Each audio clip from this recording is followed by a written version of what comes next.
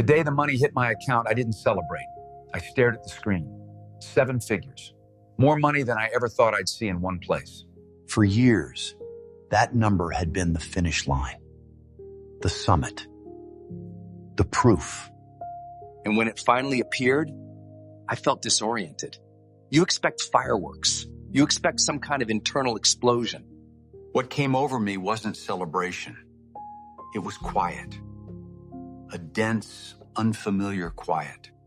For almost a decade, my entire identity was built around not there yet. Not rich enough, not secure enough, not successful enough. Every morning had urgency. Every night had unfinished business. Every decision had pressure behind it.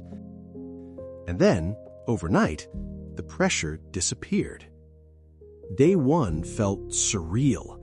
My phone buzzed nonstop. "Congratulations, proud of you, you deserve this." I answered politely, smiled at the right moments, but underneath the noise, there was a quiet thought forming. What now? Day 2 was worse.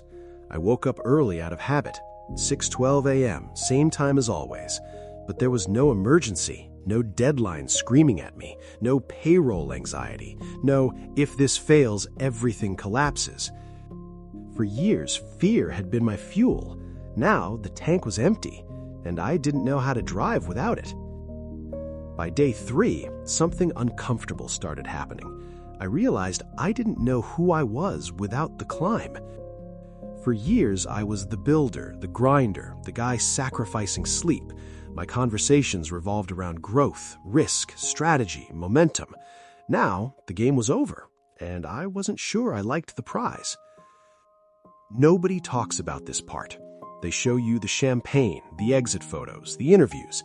They don't show you the first quiet morning after, the one where you sit at your kitchen table, coffee in hand, and feel strangely irrelevant.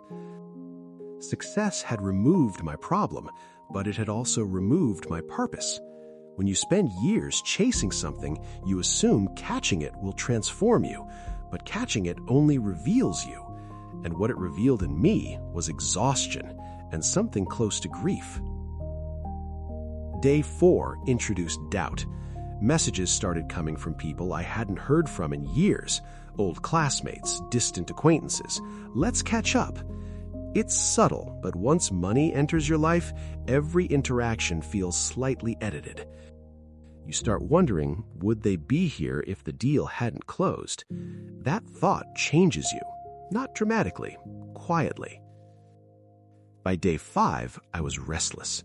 I tried to enjoy it, booked a nice dinner, ordered expensive wine, but the taste was the same. The restaurant felt the same. The world hadn't changed. Only the numbers had. And that's when it hit me. I had attached my sense of worth to a milestone, and now that milestone was behind me. Day 6 was the hardest because the adrenaline withdrawal kicked in. For years, my nervous system lived in fight or flight. Deals, risks, uncertainty. My body was addicted to urgency. Without it, everything felt slow, too slow. I walked around my house feeling like a guest in someone else's life. And then came day 7, Sunday. No meetings, no emails, no strategy calls, just silence. I sat in my living room, large windows, expensive furniture, perfect lighting, and I felt small. Not financially small, existentially small. There's a lie we're all sold, that money solves the internal questions, that once you make it, clarity arrives. But clarity doesn't come from accumulation, it comes from alignment. And I had spent years aligning with growth, not with meaning. The first week after I got rich forced me to confront something uncomfortable. I had built a machine, but I hadn't built a life. My relationships had been scheduled, my health postponed, my identity outsourced to performance. And when performance ended, I was left alone with myself. I didn't become depressed, I didn't spiral, but I did feel something I never expected to feel at that level: emptiness. Not because money is evil, but because achievement is temporary. And if your entire personality is built around pursuit, arrival feels like loss. Here's what nobody prepares ambitious people for: the moment when the hunger fades. You think hunger is the enemy. It's not. It gives you direction. When the hunger disappears, you need something deeper than ambition. You need purpose, and purpose cannot be bought. That first week taught me something brutal. I wasn't chasing money. I was chasing validation, safety, recognition, proof that I mattered. But numbers don't hug you. They don't sit across from you at dinner. They don't ask how you're really doing. They just sit there, cold, impressive, silent. By the end of that week, I understood something clearly. We are trained to build wealth, but we are not trained to build identity beyond it. Nobody teaches you how to exist after you win. Nobody tells you that the climb shapes you more than the summit, and nobody warns you that summits are lonely. If you're chasing a financial milestone right now, don't stop. Build, win, take risks, but don't neglect the parts of you that exist outside the scoreboard.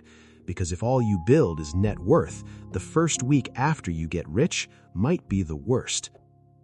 Not because you failed, but because you finally see what you postponed becoming. Welcome to the Fast Forward Life, where we talk about what ambition costs before it costs you more than you plan to pay.